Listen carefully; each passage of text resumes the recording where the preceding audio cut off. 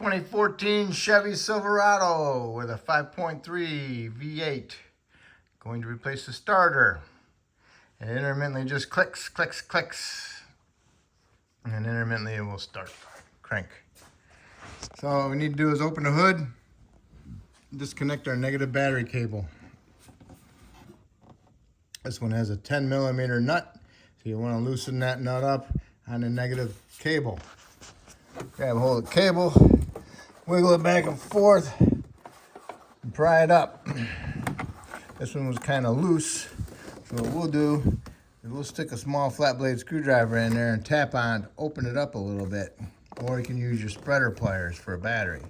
So just make sure you get this thing out of the way so it doesn't come back and land on your negative terminal on your battery and cause you problems when you're down below. So right now it's doing pretty good. So, all right, so now we're gonna go underneath and get started on the starter. Right here on the side of the starter is a 10mm bolt, and it has a shield that goes over it, and it's also got a 13mm bolt up here that bolts up to the side of the trans. I'm just gonna take this bolt out, and hopefully I can bend the shield out a little bit, and then I can go ahead and remove the two bolts on the bottom of the starter, which is a 13, two 13s. Pull those two bolts out, and hopefully I can get this starter to drop out of there, and I get access to my solenoid and my solenoid positive cable and my connector. Okay, here's the starter, there's the solenoid, and right there's the cover, the little shield, and right there's the 10. Okay, I got it halfway out. Okay, I took the bolt out and I bent the shield up. Now I got the two 13s right here and one there. Remove those. Okay, I got my starter bolts out. You can do this before or after. You get the same extension, 12-inch extension with the 13mm deep socket and stick it on the solenoid battery nut, okay? Then I got my socket, my extension, which is a 12-inch, going through inside the wheel well, and I can remove that nut and that 12-volt power cable from the battery to the solenoid.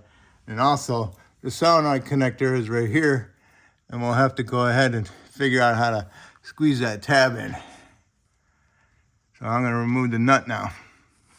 Okay, I got the positive cable off of it. Started to drop down a little bit. And right here's the solenoid. On the bottom of the solenoid, it's got the little tab that goes into the thing as a lock. It's kind of reddish, but this one's kind of faded, and it's right in it. Kind of hard to see with the light. Let's see. See it, that little thing here? Right there. That needs to come down, and then we can squeeze the little tab in and pull the connector off the solenoid. Get yourself a pick. I used the long pick to pick the piece out. It broke, and I had to pick the rest of it out of it. It came out in two pieces.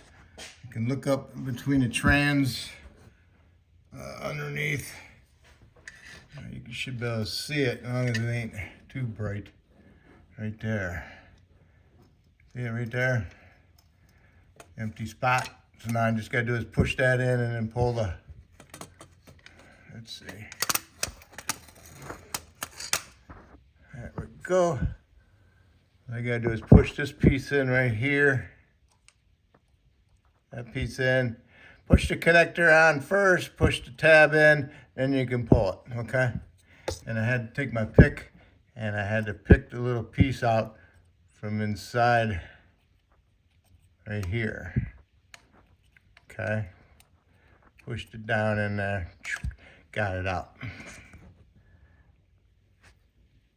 Pretty nasty corroded.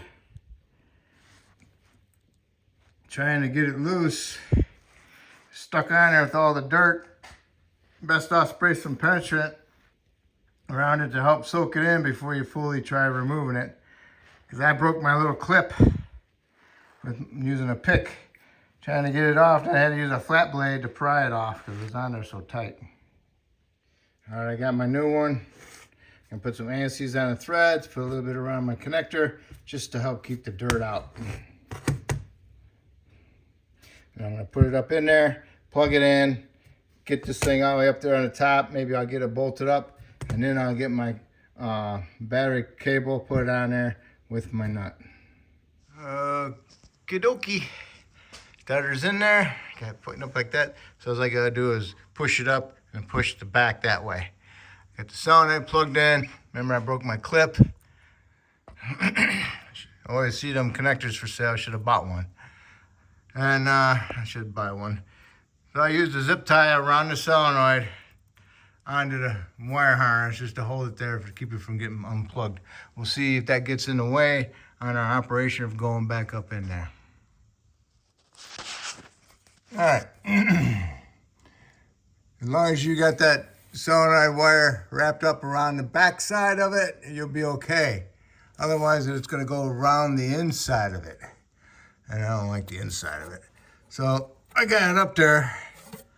So now I can go ahead and, it's kind of like right by my starter solenoid power cable. Make sure I push that up out of the way out of there. So now that's better, it's out of the way of that. So now I'm gonna get my power cable on there.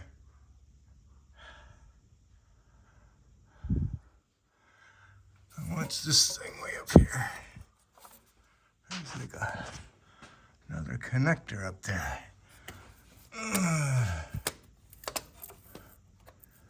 Let's see. Somebody didn't plug a oil level sensor back in. Well, that's okay. I guess we'll have to plug that in.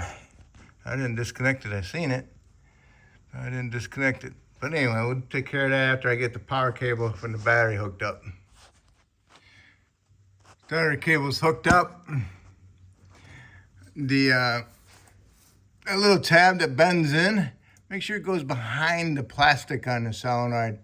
And so when you push this terminal, the eyelet on there, that little tab points in towards the block and goes behind. It doesn't hit the plastic in front, okay? And then I took the wire for the solenoid and I pulled it down around the outside of it to the side here, down below it. And then now I got this oil level sensor right here.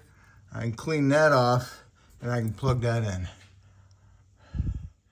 And then I'm gonna go put some anti-seize around my nut to help keep it from rusting externally. Okay. And oil level sensor plugged in. I got my little shield back with my 10mm head nut. Put some anti-seize on my stud and nut up there for my battery cable. It's all looking good. Bolts are tight.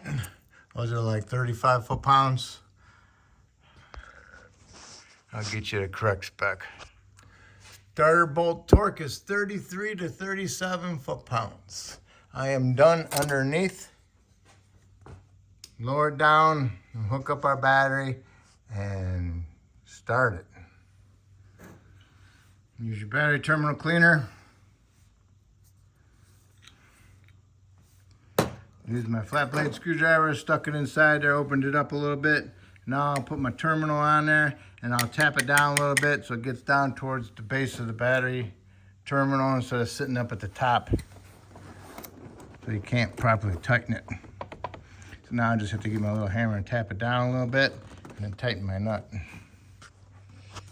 All right, got my battery terminal on there. See how the battery terminal is sticking above the cable terminal? That's the proper way it should be, all right? Got my nut tight. So now I can go ahead and see how it cranks.